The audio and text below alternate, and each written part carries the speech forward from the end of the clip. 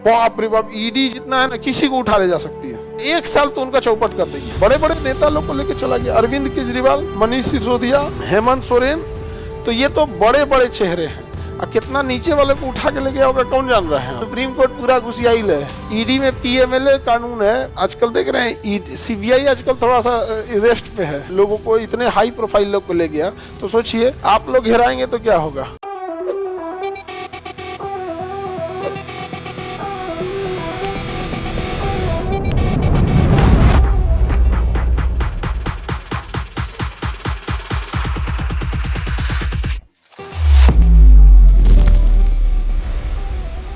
तो central government अपनी police या अपना कोई भी चीज रख सकती है, लेकिन दो तभी उपलब्ध कराएगी जब स्टेट गवर्नमेंट उसे मांगे। अब जैसे सीबीआई है, सीबीआई पता चला कि आप कर रहे हैं, उठा ले गई किसी को, सीबीआई नहीं समझ में आ गया, तो उसके लिए रूल है कि राज्य सरकार किसी भी मतलब मिनिस्टर लेवल पे, क्योंकि कर्मचारी के लिए नहीं, मिनिस्टर लेवल पे, क्योंकि मिनिस्टर किसकी संपत्ति है, राज्य सरकार की, और कर्मचारी तो यूपीएससी की संपत्ति है। तो सीबीआई अगर किसी राज्य में जांच करने जाएगी तो वो राज्य उसको एनओसी दिया रहेगा तो किसी पे आगे केस कर देगी।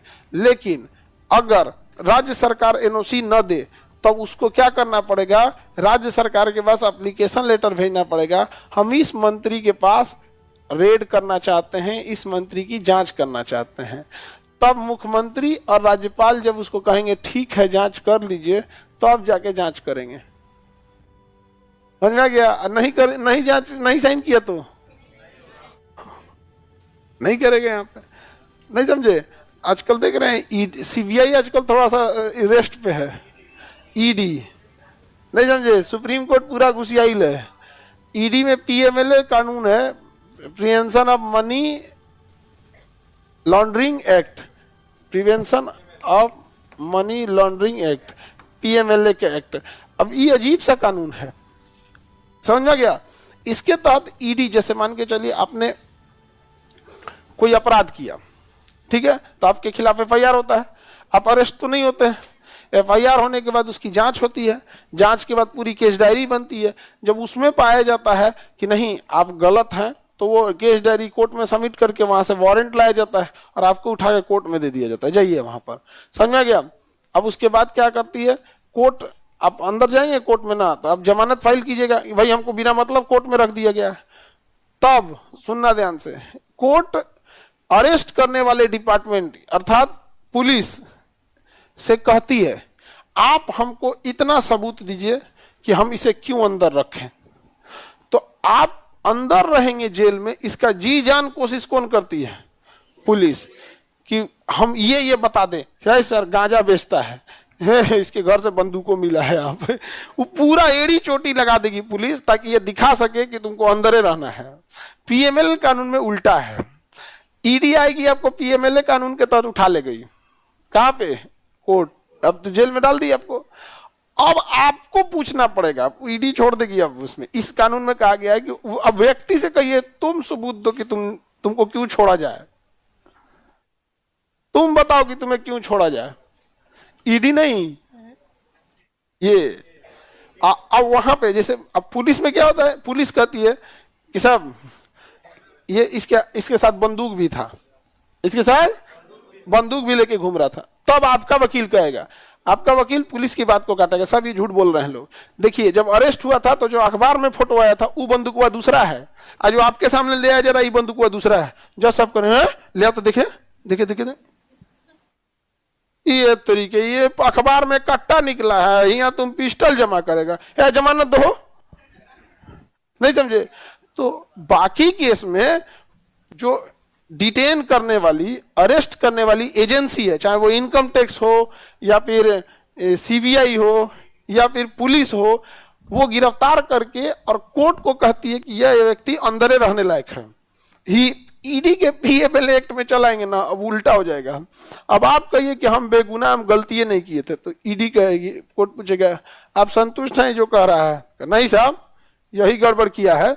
जेल में एक आदमी नहीं बंद है, उसका फूफा बोला था कि हम इस व्यक्ति को जानते हैं, इसलिए इसको भी अंदर रखिए।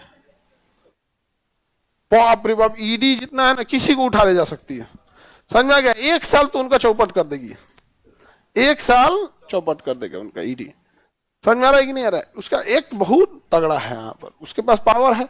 और कोई भी पैसा, कोई भी अगर आपराधिक लेन देन 1 करोड़ से ज्यादा का हुआ, वो ऑटोमेटिक उसमें ईडी इन्वॉल्व हो जाएगी। समझ में गया?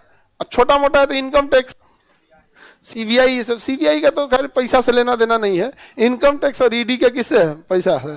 तो इनकम टैक्स का भी एक लिमिट है कि भाई आप इनकम टैक्स भर दिए तो कहानी खत्म उसका। इसका है कि आप भरे हैं नहीं भरे हैं वो सब बाढ़ में जाए, यहाँ पे 1 करोड़ से ऊपर का मैटर हम जांच कर देंगे। तो इन लोग का बड़ा खतरनाक एक्ट है। आगे बढ़े, किसी को दिक्कत? बड़े बड़े नेता लोग को लेके चला गया, अरविंद केजरीवाल, मनीष सिसोदिया, हेमंत सोरेन। तो ये तो बड़े बड़े चेहरे हैं। और कितना नीचे वाले को उठा के ले गया होगा कौन जान रहा है यहाँ पे। लेकिन हम ये जो फेमस बड़े चेहरे हैं यहाँ पर, इन लोग को, सत्येंद्र जैन, अब मैटर क्या है वो अलग बात है, लेकिन इतने बड़े बड़े लोगों को, इतने हाई प्रोफाइल लोग को ले गया, तो सोचिए आप लोग हेराएंगे तो क्या होगा। हम लोग को उठा ले जाएगा तब।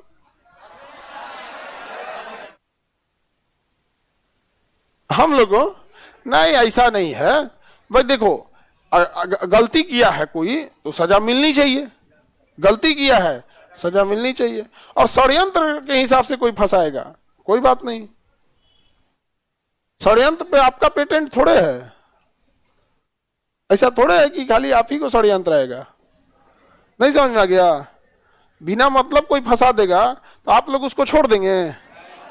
हाँ, हमसे एक बहुत बड़े लेवल के मिनिस्टर साहब से थे, ऐसे डिस्कस हो रहा था, तो लोग कह रहे थे, 4-5 को नहीं 10-15 को था, वो कह रहे थे युवा सब ये सब वोट देता है, सब ये सपोर्टर है, सब वोटर नहीं है। सब हम कह एक बात बता रहे हैं आपको, युवाओं के लिए वहां कोई बोलने वाला था ही नहीं, सब मजाक उड़ा रहा था।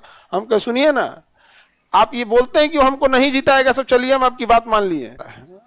वहां से जाने वाला आदमी कहेगा मंत्री 4 किलो छोड़ देता, मैं नहीं समझ में आ गया। का भीड़े नहीं है, मंत्री जी हार गए, देखेगा यहाँ 10 आदमी है तो कहते हम वो सोचे थे उन्हीं को दें, लेकिन हार रहे हैं तो काहे वोट बर्बाद करें, उससे अच्छा हम दूसरे के दे देनी है जनरेटर पे।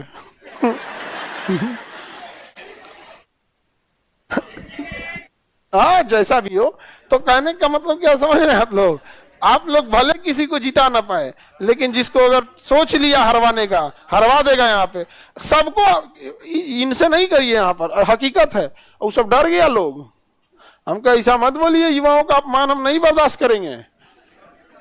नहीं तो आप लोग के भाषण में जो जिंदाबाद मुर्दाबाद करते हैं ना, अगले 500 खड़ा हो जाएगा सब, जब चिल्लाएंगे हाय हाय। तो 500 अगवा जाके खड़ा हो गया ना, रैली के पहले लाइन में ना, सत्यानाश कर देगा यहाँ पर। सब एकदम हो गया, बाप रे बाप, तो बहुत खतरनाक है आप।